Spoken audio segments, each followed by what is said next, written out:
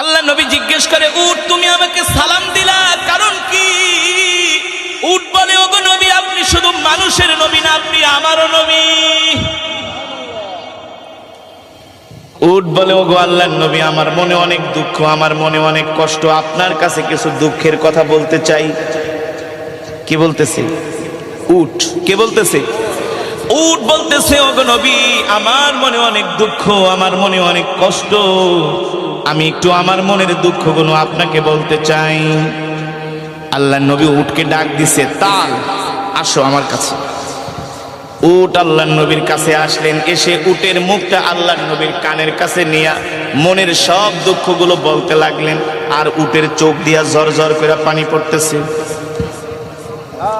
উট বলে, ওগো আল্লাহর নবী, দেখেন আমার বয়স হয়ে গেছে, আমি আগের মতো বোঝা বাইতে পারি না, আগের মতো আমি বোঝা বহন করতে পারি না, এই কারণে আমার মালিক আমাকে ঠিক মতো খাওয়া দাওয়া দেয় না,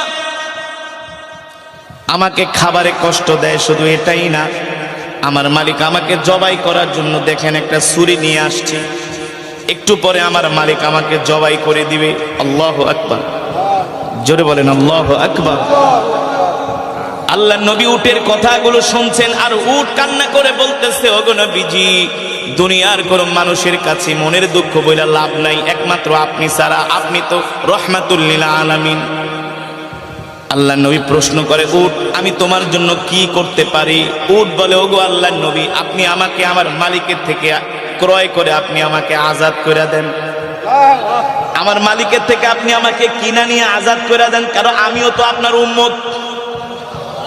আর আস্তে কোন সুবহানাল্লাহ, আমিও তো আপনার উম্মত, আমি কষ্ট পাই, এটা আপনি সহ্য করতে পারবেন না, কারণ আপনি আমার নবী, আমি আপনার উম্মত। আল্লাহু আকবার।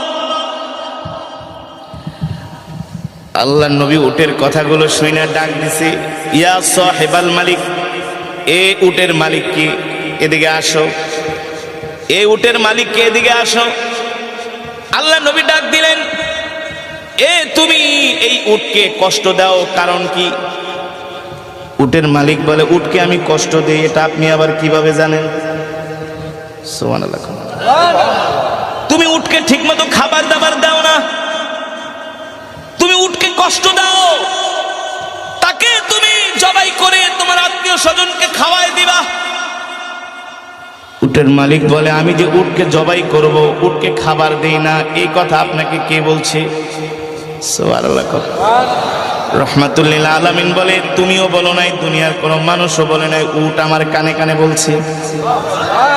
আরে উট আপনার কানে কানে বলছে, আপনি জানেন কিভাবে? বলে, আমি যদি না জানি তাহলে নবী হলাম কিভাবে? আমি যদি না জানি আমি নবী হলাম কিভাবে?